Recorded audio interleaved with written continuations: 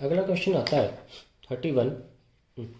Describe the working of principle of solar cell.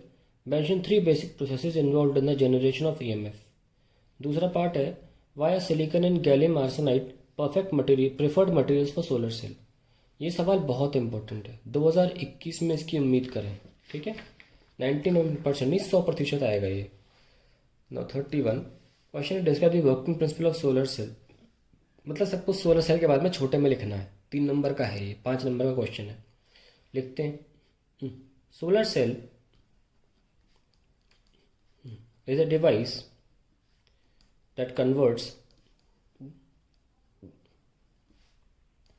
light energy to electrical energy.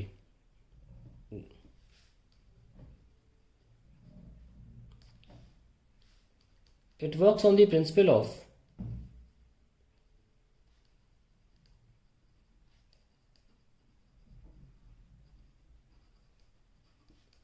absorption of light energy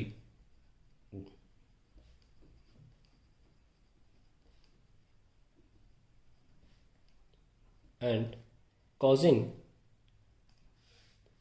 electron hole pairs to be generated. Light energy जब गिरती है solar cell के ऊपर तो उस energy का इस्तेमाल करके इलेक्ट्रॉन्स अपने कोवेलेंट बॉन्ड को छोड़ देते हैं। कोवेलेंट बॉन्ड को छोड़ते हैं तो जहाँ जगह छोड़ते हैं उसको होल बोल दिया जाता है, इलेक्ट्रॉन बाहर निकल आता है। It works on the principle of absorption of light energy and causing electron hole pairs to be generated, which ultimately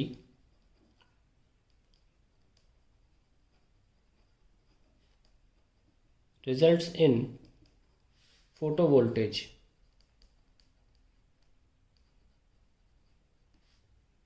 By 3 main processes.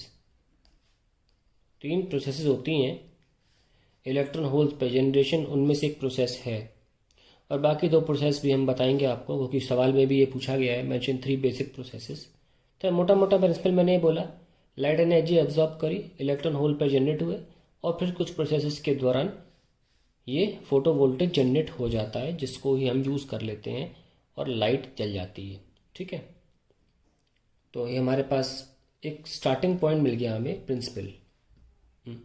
अब बात करते हैं the 3 basic main processes are, क्योंकि मुझे पूछा है mention 3 basic processes. Let's start like this, the 3 basic main processes are. पहला generation of electron hole pair, दूसरा separation of electron and holes, और तीसरा that is collection of electron and holes, collection of electron and holes। होता क्या है देखने के पन्ना पलटना पड़ेगा। अभी हम एक स्कीमेटिक डायग्राम बना रहे हैं प्रोसेस को समझाने के लिए, तीनों को। ये हमारा स्लैब है और प्रोसेस के थ्रू हमने इसे पीएन जंक्शन में कन्वर्ट कर लिया। कैसे? अभी मान लीजिए जंक्शन नहीं बना हुआ है, अभी हम डिफ्यूजन डिवाइस की मदद से एक साथ दोनों को पी और एन साइड से डोपिंग कर रहे हैं। यहाँ से ट्राइवैलेंट इम्प्योरिटी से, यहाँ से पेंटावैलेंट इम्प्योरिटी से डोपिंग करी जा रही है। तो मान लीजिए डोपिंग हो गई है, अभी हो गई है, और ये हिस्सा पी टाइप है।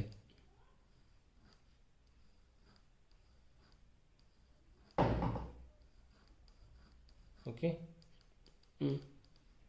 बड़े बड़े होल्स नहीं है, होल यहाँ आएगा, ये खुले खुले ये होल्स हैं। तो ये हिस्सा अभी पी टाइप है और ये हिस्सा एन टाइप। तो ध्यान रखना, अगर पी टाइप है तो बड़े बड़े में माइनस साइन होगा और होल्स ऊपर होंगे तो पी टाइप होगा। ये पी टाइप है और ये एन टाइप होगा। यहाँ इलेक्ट्रॉन आ जाएंगे। तो अभी तो जस्ट आपने क्या किया, डोपिंग करी, ये एन टाइप है। अभी हमने सोलर सेल की प्रोसेस चालू नहीं करी है, तो इस हिस्से को आप उड़ा देना अपने आंसर से। मैं बता दूंगा कहाँ से आंसर शुरू करना है, पर थोड़ी प्रोसेस जान लो यहाँ पे क्या हो रहा है। ये आपने अभी डोपिंग करी है, अभी डिप्लीशन रीजन बना नहीं है। अब डिप्लीशन रीजन बनेगा। कैसे बनेगा? ऐसे बनेगा कि ये इलेक्ट्रॉन्स होल्स में घुस जाएंगे और भर देंगे इस छेद को, इस गोल गोल को भर देंगे। करोड़ों ऐसे भर जाएंगे, लेकिन हम सिर्फ तीन तीन दिखाते हैं, ठीक है, कि ये इलेक्ट्रॉन ऐसे भर दिया, इस इलेक्ट्रॉन ऐसे भर दिया, इस इलेक्ट्रॉन ऐसे भर दिया। चलिए भाई, तो मान लीजिए हमने सिर्फ तीन एज अ सिंबॉलिक दिखा दिए कि भर गए। भरने पर क्या हो गया भाई, यहाँ इनने अपना इलेक्ट्रॉन छोड़ दिया, यहाँ इनने अपना एक होल भरवा लिया। तो ये रीजन कैसा हो गया? न्यूट्रल, है ना, मतलब ये रीजन हो गया न्यूट्रल। और यहाँ देखो, divide of any electron hole pair हो गया ये। अभी सिर्फ प्लस है और सिर्फ माइनस है, ऊपर कोई साइन नहीं है। और ये देखो, ये बाकी बच गए, है ना, ये बच गए। इनके पास अब भी होल होल है, इनके पास इलेक्ट्रॉन्स हैं। तो यहाँ कुछ करोड़ों की संख्या में पीछे मान लो है, हम तो सिर्फ तीन करके दिखा रहे हैं, तीन माइनस और तीन प्लस करके। काफ़ी संख्या में अपने आप को इलेक्ट्रॉन होल पेयर कॉम्बिनेशन हो चुका है। अब ये स्थिति में है, अब ये पी है, एन है, और ये जिसा कहलाता है जंक्शन। ये जंक्शन है, पी एन जंक्शन। ये प्लस है और माइनस है, तो इस दिशा में इलेक्ट्रिक फील्ड है प्लस से माइनस। अब होल्स जो होते हैं वो इलेक्ट्रिक फील्ड की दिशा में ही जाते हैं, तो अंदर तो जा नहीं सकते। तो इस इलेक्ट्रिक फील्ड की वजह से फर्दर इलेक्ट्रॉन और होल का मिलना पॉसिबल नहीं हो पाता, क्योंकि होल जो है ना इलेक्ट्रिक फील्ड की दिशा में जाएगा, क्योंकि होल पॉजिटिव होता है, और इलेक्ट्रॉन अपोजिट जाएगा, तो ये उल्टा इधर और इधर जाना चाहेंगे, तो संभावना ही नहीं है कि इनकी वापस कंबाइन होने की। तो ये इलेक्ट्रिक फील्ड जो है ये फर्दर कॉम्बिनेशन को भी रोक देता है। पहले ये आते हैं और फिर थोड़ी देर के बाद जो इलेक्ट्रिक फील्ड बन जाती है इस रीजन में, वो फर्दर इलेक्ट्रॉन होल पेयर के कॉम्बिनेशन को जंक्शन पर रोकता है, और ऐसे ही जंक्शन बन जाता है, जो एक तरह का रुकावट होता है फर्दर कॉम्बिनेशन के लिए। अब ये एक बन गया हमारा पीएन जंक्शन डायोड। अब हम बात करते हैं सोलर सेल की पहली प्रोसेस की। इसके बाद तो आपको अपना जो नोट्स है वो यहाँ से स्टार्ट करना चाहिए आंसर के लिए। पहली generation, the light falls at the junction, falls at junction, and ये प्लस और माइनस जो एटम्स हैं, the positive and negative impurity atoms,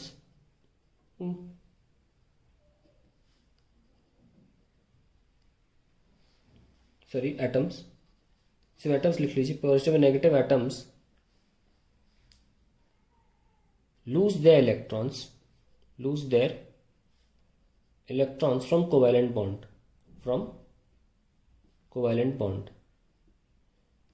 तो यहाँ पे पहले से मौजूद इलेक्ट्रॉन्स नहीं है, उस एनर्जी ने इनके कोवैलेंट बॉन्ड को ही तोड़ दिया। इसके बाद एक्स्ट्रा इलेक्ट्रॉन नहीं था, जो कोवैलेंट बॉन्ड जो ऑक्टेट डुप्लेट कंप्लीट रहता है ये, उसमें से ये इलेक्ट्रॉन बाहर निकला है। ठीक है ना, तो उस इलेक्ट्रॉन की वजह से यहाँ पे होल जनरेट हो गया। यहाँ से भी एक इलेक्ट्रॉन निकला, उसने भी होल जनरेट किया, तो इलेक्ट्रॉन होल पेयर जनरेट हो जाते हैं। Loose the electrons from covalent bond, ठीक है, and hence electron hole pair are generated. ध्यान रखना, ये एक्स्ट्रा जो एक्सेस इलेक्ट्रॉन होल पेयर आए हैं, यानी कि कैसे इलेक्ट्रॉन्स है, एक्सेस, एक्स्ट्रा, पहले थे नहीं यहाँ पे, एक्सेस EH पेयर किसकी वजह से आए? प्योरली लाइट गिरने की वजह से। उस एनर्जी को लिया, एटम एक्साइट हुआ, उसने इलेक्ट्रॉन छोड़ दिया अपना, या एटम में जो इलेक्ट्रॉन थे उन्होंने उस एनर्जी को लिया, उनमें इतनी एनर्जी आ गई कि उन्होंने अपना शेल छोड़ दिया। ठीक है, तो जो नए इलेक्ट्रॉन आए उन्होंने क्या किया? These new electron hole pair under the influence of electric field, influence of electric field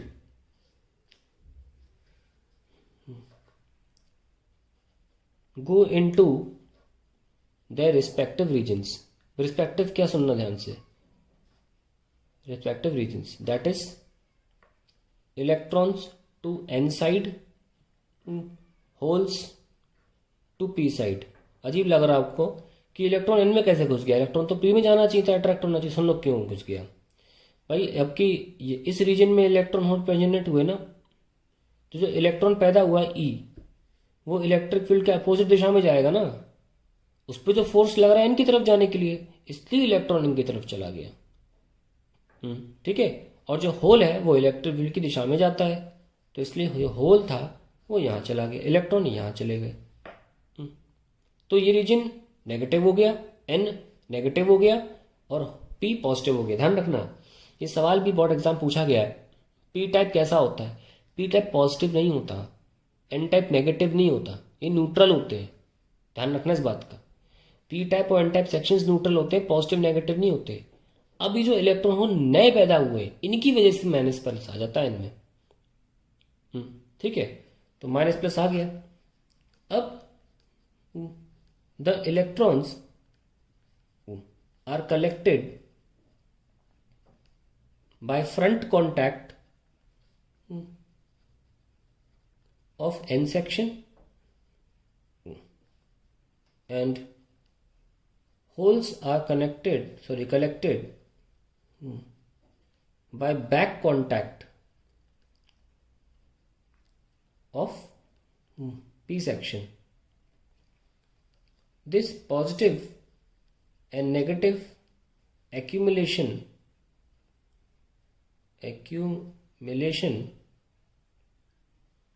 results in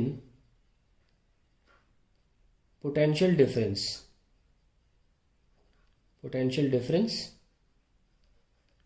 and gives rise to photovoltage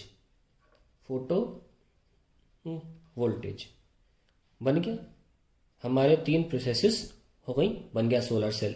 अब आप सोच रहे होंगे कि ये क्या है, electrons are collected by front contact of n section and holes are collected by back contact of p section।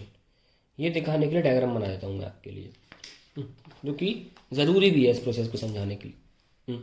देखो असली में होता क्या है, एक सिलिकॉन का ब्लॉक लिया जाता है। कभी ऐसा नहीं होता कि एक पी ले लिया, ले गोंद से चिपका दिया, ऐसा नहीं होता। एक ही सिलिकॉन का ब्लॉक लिया जाता है, यहाँ से उसको एक तरह से डोपिंग करते हैं, यहाँ से अलग तरीके से डोपिंग करते हैं, और एक ही सिलिकॉन का ब्लॉक एन और पी बन जाता है। तो जो एन सेक्शन है वो काफ़ी पतला होता है as compare to p section. ठीक है, ये लीजिए, ये एन है, ये करीब करीब 300 माइक्रोमीटर का होता है, और ये वाला सेक्शन जो होता है ये होता है 0.3 माइक्रोमीटर, यानी करीब करीब 1000 गुना ज़्यादा होता है साइज में पी सेक्शन और ये एन सेक्शन। इस पी सेक्शन के नीचे मेटालिक प्लेट लगाई जाती है, मेटालिक कॉन्टैक्ट लगाया जाता है, इसे बोलते हैं बैक कॉन्टैक्ट। इसे ब्लैक से कलर कर दीजिए ताकि ये पी में ना एंटर कर जाए, अलग से चीज़ दिखे, इसे बोलते हैं बैक कॉन्टैक्ट। और एक मेटालिक फिंगर लाइक शेप होता है इस तरीके से,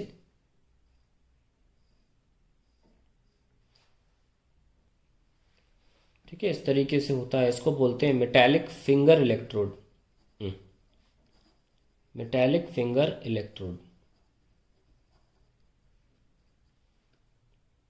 इसको फ्रंट कॉन्टैक्ट बोला जाता है। तो यही मैं कह रहा था, ये है front contact.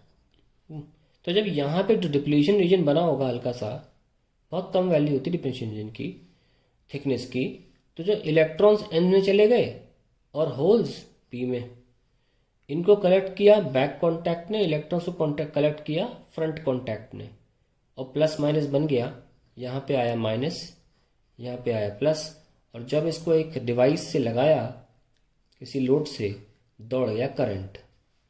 That is the process, complete process of solar cell. अगला क्या है,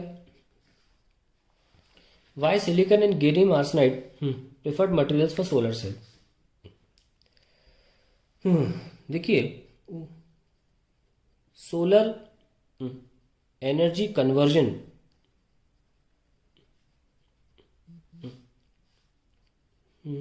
to light, sorry, to electricity occurs best for energy less than 1.5 electron volt. ये एक ग्राफ भी दिया है एनसीईआरटी में इस तरीके का, जिसमें ये जो वैल्यू है 1.5 इलेक्ट्रॉन पे सोलर रेडिएशन, तो हमको हाईएस्ट एफिशिएंसी मिलती है इस 1.5 पे। ना सिलिकॉन के लिए 1.1 है और गैलियम आर्सेनाइड के लिए होता है 1.53। आप देखते हैं सोलर एफिशिएंसी रेडिएशन जो है वो मैक्सिमम ऑब्जर्व होती है, सोलर रेडिएशन है मैक्सिमम ऑब्जर्व होती है, और एनहेंस आंसर भी बेटर आएगा उससे। तो maximum absorption takes place at around 1.5। Silicon का 1.1 है, गैलियम आर्सेनाइड का 1.53 है। दोनों बहुत अच्छे एग्जाम्पल्स हैं, because hence silicon and gallium arsenide being close to the required energy, ये कौन सी एनर्जी होती है? बैंड गैप, इसे बैंड गैप एनर्जी बोलते हैं। ओके, यानी कि अगर आपका ये कंडक्शन बैंड और ये वैलेंस बैंड है, तो यहाँ से जब इलेक्ट्रॉन कोवैलेंट बॉन्ड को छोड़ेगा, जंप करने के लिए कितनी चाहिए होंगी उसे? 1.1 और 1.53, ये उसकी बात चल रही है। तो and silicon being close to the required energy values are best suited. तो ये इसका आंसर भी हो जाता है। ग्राफ बना दो कि इसे देखेगा ही नहीं बंदा। सोलर रेडिएशन 1.5 एच न्यू की वैल्यू यहाँ, जैसे ही आप ये और ये बनाओगे, चेक करने वाला कुछ देखेगा ही नहीं, ये देखते ही नंबर दे देगा आपको। ठीक है, तो ये ग्राफ इंपॉर्टेंट है, एनसीईआरटी का ब्लू बॉक्स में से निकाला हुआ डायग्राम में। ऐसे इलेक्ट्रॉन उड़ जाएंगे जो भी है, दैट इज द प्रिफर्ड। अब उसमें भी देखो गैलियम आर्सेनाइड को भी पूछा जाता है, why gallium arsenide is the best example, क्योंकि along with the reason of being close to 1.5 required energy value, इसका हाई अब्जॉर्प्शन कोएफिशिएंट भी होता है as in comparison to silicon. तो सिलिकॉन से बेटर है ये हाई अब्जॉर्प्शन कोएफिशिएंट। ये एक अलग क्राइटेरिया होता है सोलर सेल को बनाने के लिए, क्या मटेरियल लेना है। पहला होता है कि एक तो 1.5 के आसपास की वैल्यू रहे, थोड़ी उससे कम रहे तो बेटर है। देखो ज़्यादा है फिर भी ये बेटर क्यों? क्योंकि इसका दूसरा क्राइटेरिया बहुत अच्छा फुलफिल होता है। ठीक है, एक जो बाकी चीज़ें चाहिए उसमें कॉस्ट अच्छी होनी चाहिए, ये सब चीज़ें और ध्यान रखें। सोलर सेल ज़रूरी नहीं सिर्फ सन की एनर्जी चल रहा है, नॉर्मल घर की रोशनी से भी ये चार्ज हो जाता है। तो ये सब सोलर सेल के बारे में था, मैंने इसको अच्छे से पढ़ाया है, आप इनमें से छोटा करके अपने आंसर्स को बना सकते हैं।